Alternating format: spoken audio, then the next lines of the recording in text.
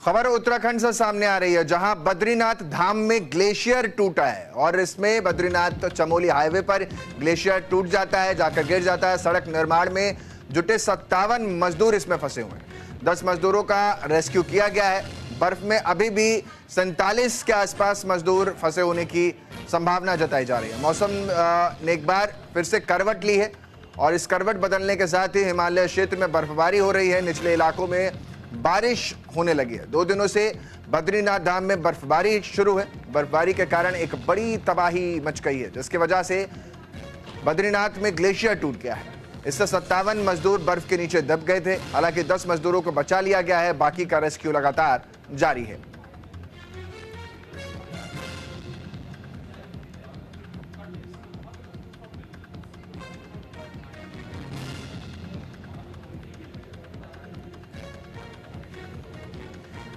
मेरे सहयोगी ज्यादा जानकारी के साथ तो संजय पुंडीर जुड़ रहे हैं। संजय, यह हादसा कितने बजे के आसपास हुआ है और अब तक रेस्क्यू किए जाने के लिए क्या कुछ तैयारी प्रशासन की तरफ से की गई है? कितने लोगों के फंसे होने की आशंका?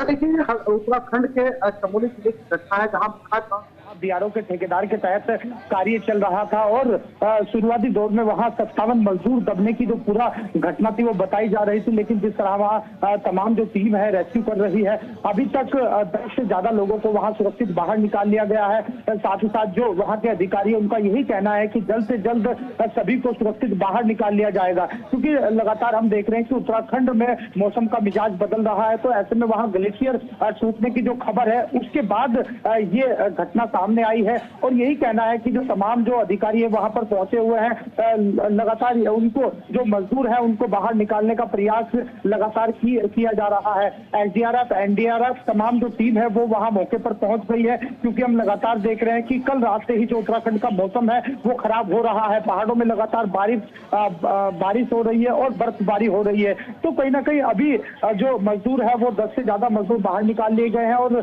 वहां संबंधित जो अधिकारी है उनका यही कहना है कि जल्द से जल्द सभी को बाहर निकाल लिया जाएगा। जी संजय, क्योंकि जिस तरीके की ये पूरी घटना हुई है, क्या इससे जो सड़क बनाई जा रही थी वो भी क्षतिग्रस्त पूरी तरीके से हो गई है? जो आसपास के इलाके हैं उनका कांटेक्ट आपस में हो पा रहा है या फिर खत्म है, बाधित है?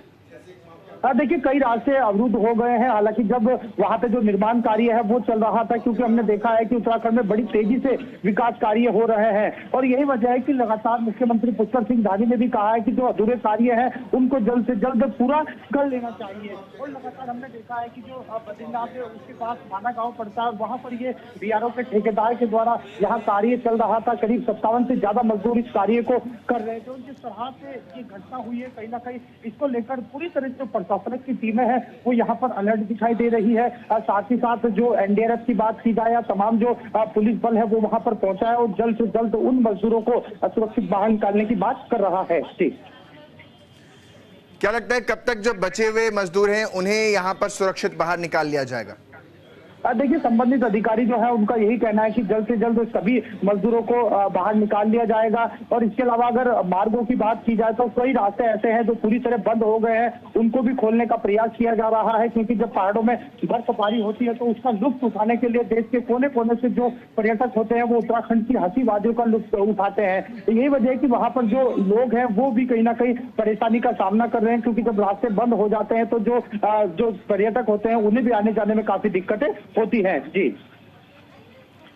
तो साफ तौर पर संजय हमारे साथी जो बता रहे थे कि किस तरीके की दिक्कतों का सामना इस वक्त इन पहाड़ प्रदेशों को करना पड़ रहा है, क्योंकि लगातार बारिश और बर्फबारी ने हादसे को भी लगातार बढ़ाया है और न केवल हादसे बढ़ रहे हैं बल्कि जो रास्ते हैं वो भी अवरुद्ध होते जा रहे हैं और उसको साफ करने का काम भी चल रहा है। 57 के आसपास जो मजदूर थे वो फंसे हुए बताए जा रहे हैं, जिससे ग्लेशियर टूटा है और उसके अंदर ये दबे हुए थे, जिसमें से 10 को बचा लिया गया है सुरक्षित। 47 को लेकर के अभी भी युद्ध स्तर पर कोशिशें की जा रही हैं, लेकिन इन सब के बीच 10 से ज्यादा मजदूरों को अब तक निकाला गया है। साफ तौर पर बद्रीनाथ हादसे पर सीएम धामी का भी पोस्ट सामने आ गया है। उन्होंने लिखा कि मजदूरों के दबने का दुखद समाचार सुबह प्राप्त हुआ।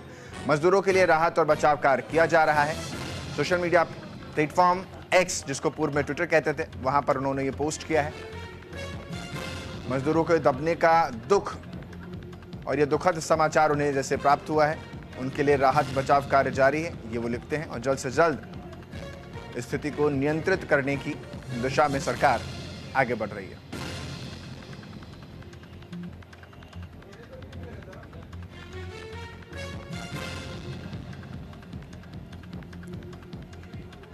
तो क्या कुछ ट्वीट करके लिखा है मुख्यमंत्री ने, मैं आपको पढ़ के सुना देता हूं। जनपद चमोली में माड़ा गांव के निकट, ये मुख्यमंत्री लिख रही है, बीआरओ द्वारा संचालित निर्माण कार्य के दौरान हिमस्खलन की वजह से कई मजदूरों के फंसे होने की यानी दबने का दुखद समाचार प्राप्त हुआ है। मुख्यमंत्री ये लिख रहे हैं, पोस्ट किया है उन्होंने।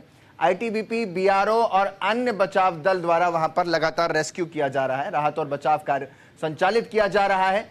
भगवान बद्री विशाल से सभी श्रमिक जो वहां पर फंसे हैं भाइयों के लिए सुरक्षित होने की प्रार्थना करता हूं, मुख्यमंत्री का यह पोस्ट है। साथ ही वो लिखते हैं, जनपद चमोली में माड़ा गांव का ये निकट का पूरा हादसा है जिसको लेकर के मुख्यमंत्री ने ये बड़ी बात लिखी है।